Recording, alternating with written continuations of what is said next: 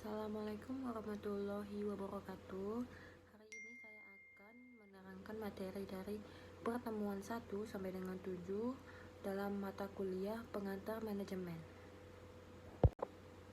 Perkenalkan, nama saya Feni Irawan dengan NIM 210304278 dari kelas Rek A MGT 5 semester 2. Di sini saya akan membahas yang pertama itu ada konsep dasar manajemen dan organisasi, yang kedua itu ada manajer dalam kegiatan manajemen, yang ketiga itu ada tanggung jawab sosial dan etika manajemen, yang keempat itu ada perencanaan dan manajemen strategi, yang kelima itu ada mendirikan dan memperbaharui organisasi, yang keenam itu ada manajemen sumber daya manusia. Pertama-tama saya akan menjelaskan tentang konsep dasar manajemen dan organisasi. Manajemen merupakan suatu proses yang mengatur pemanfaatan sumber daya manusia secara efektif dan efisien sesuai dengan ilmu pengetahuan dan seni untuk mencapai tujuan tertentu. Nah, manajemen itu diambil dari bahasa Inggris yaitu manajemen, yang merupakan turunan dari kata to manage yang artinya mengurus tata laksana dan ketatalaksanaan. Sedangkan organisasi adalah sebuah wadah untuk sekumpulan orang yang bekerja sama secara rasional serta sistematis yang terpimpin atau terkendali untuk mencapai tujuan tertentu yang memanfaatkan sumber daya yang ada di dalamnya. Nah, kita masuk ke dalam segmen fungsi manajemen. Fungsi manajemen secara khusus itu terbagi menjadi 4. Yang pertama itu ada perencanaan atau planning, yang kedua itu ada pengorganisasian atau organizing, yang ketiga itu ada pengarahan atau actuating, yang keempat itu ada pengawasan atau controlling.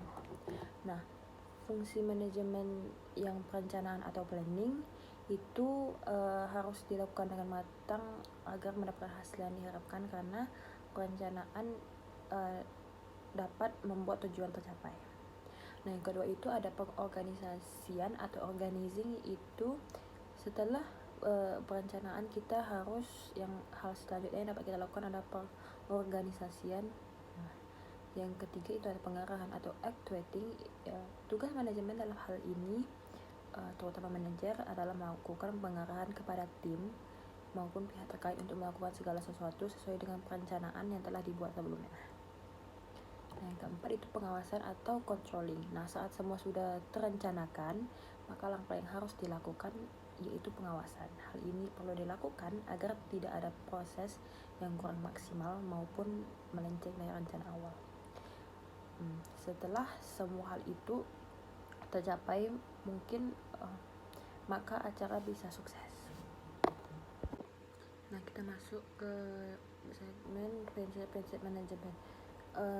Menurut Rohman pada tahun 2017 mengemukakan prinsip manajemen yang meliputi 1. Pembagian kerja, yang kedua wewenang dan tanggung jawab, yang ketiga itu ada disiplin, yang keempat itu ada kesatuan perintah, yang kelima itu ada tugas kesatuan arah, yang keenam meletakkan kepentingan organisasi dibandingkan kepentingan sendiri, yang ketujuh itu ada pemberian upah kompensasi harus dilakukan secara adil baik untuk karyawan maupun pemilik. Yang ke-8 itu ada hierarki garis perintah dan berwenang harus jelas. Bidang-bidang manajemen. Bidang-bidang manajemen itu meliputi bidang produksi, bidang pemasaran, bidang keuangan, bidang personalia, dan bidang administrasi. Di bidang produksi itu terdapat 2 hal penting supaya mendapatkan hasil produksi yang berkualitas, yaitu rancangan sistem produksi dan pengendalian sistem produksi. Rancangan sistem produksi meliputi rancangan produksi, volume produksi, proses produksi, lokasi, dan tata letak, serta rancangan pekerjaan. Sementara itu, pengendalian sistem produksi itu meliputi pengendalian mutu dan manajemen persediaan. Di bidang pemasaran itu terdiri dari riset pasar, segmentasi, targeting, pemasaran produk yang dihasilkan, dan kepuasan pelanggan. Yang ketiga itu ada di bidang keuangan.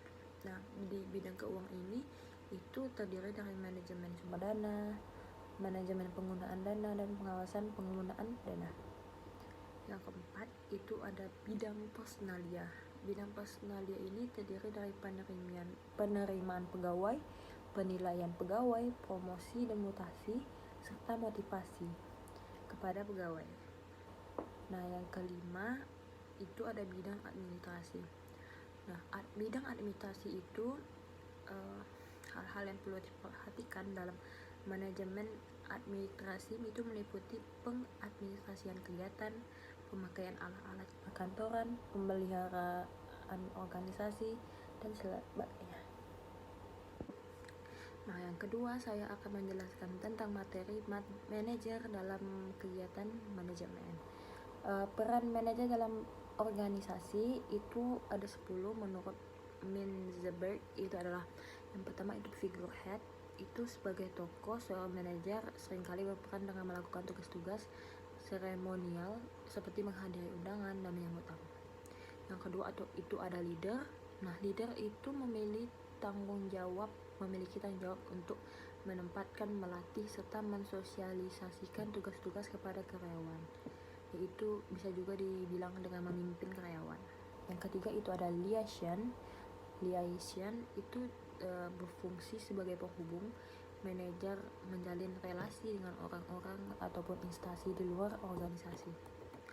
Yang keempat itu ada monitor. Nah, di monitor ini manajer memonitor timnya dengan baik dari sisi produktivitas dan kesejahteraan. Yang kelima itu ada diseminator. Nah, di diseminator ini manajer bertugas menyebarkan informasi yang diperoleh dari pihak eksternal maupun eksternal kepada anggota organisasi. Yang keenam itu ada spokesperson. Nah, dalam spokesperson ini leader bertanggung jawab menjadi perwakilan organisasi yang bertugas memberikan informasi kepada pihak eksternal mengenai hal-hal di dalam organisasi. Yang ketujuh itu ada entrepreneur. Entrepreneur ini peran manajer dalam ini adalah memecahkan masalah dan menghasilkan ide-ide baru serta menerapkannya dalam organisasi. Manajer harus bisa merencanakan masa depan organisasinya, membuat proyek-proyek perbaikan dan peningkatan kualitas dan produktivitas. Yang kedelapan itu ada disturbance handle. Nah, disturbance handle ini manajer bertanggung jawab untuk meredam gangguan, menyelesaikan masalah, dan melakukan tindakan perbaikan pada saat organisasi mengalami gangguan yang tidak diinginkan. Yang ke-9 itu ada research allocator. Ya, di sini seorang manajer juga berperan sebagai pembagi sumber daya, yaitu menentukan di mana sumber daya tersebut harus dialokasikan untuk mendapatkan hasil yang terbaik. Yang ke-10 yang terakhir itu ada negotiator. Nah, di mana di sini seorang manajer adalah seorang negosiator yang berpartisipasi atau mengambil bagian dalam melakukan negosiasi dengan pihak luar untuk memperjuangkan kepentingan bisnis perusahaannya. Ke-10 peran itu kemudian digolongkan menjadi 3 bagian lagi. Yang pertama itu ada peran interpersonal, yaitu dalam kategori ini peran manajer melibatkan penyediaan informasi dan ide. Kategori interpersonal terdiri dari peran sebagai panutan, pemimpin, dan penghubung. Yang kedua adalah peran informasi. Nah, peran manajer dalam kategori ini melibatkan pemrosesan informasi. Kategori informasi ini terdiri dari pengawasan, penyebar, dan juru bicara. Yang ketiga itu ada peran pengambil keputusan. Dalam peran ini manajer mengambil keputusan yang terdiri dari pengusaha, pengambilan keputusan, pengalokasi sumber daya, dan negosiator. Keahlian manajemen. Pada umumnya keahlian manajemen ini bisa kita kategorikan menjadi 3 kelompok, yaitu yang pertama itu keahlian teknis, keahlian interpersonal, dan yang keahlian konseptual. Yang pertama itu Keahlian teknis adalah keahlian manajemen dalam memanfaatkan prosedur, teknik, dan pengetahuan pada suatu bidang khusus. Yang kedua adalah keahlian interpersonal, yang merupakan keahlian bekerja secara bersama-sama, mampu memahami dan juga memberikan motivasi pada karyawan lainnya. Yang ketiga itu ada keahlian konseptual. Keahlian konseptual adalah keahlian dalam mengintegrasikan dan juga mengkoordinir seluruh kepentingan dan juga kepentingan perusahaan. Tingkatan manajemen.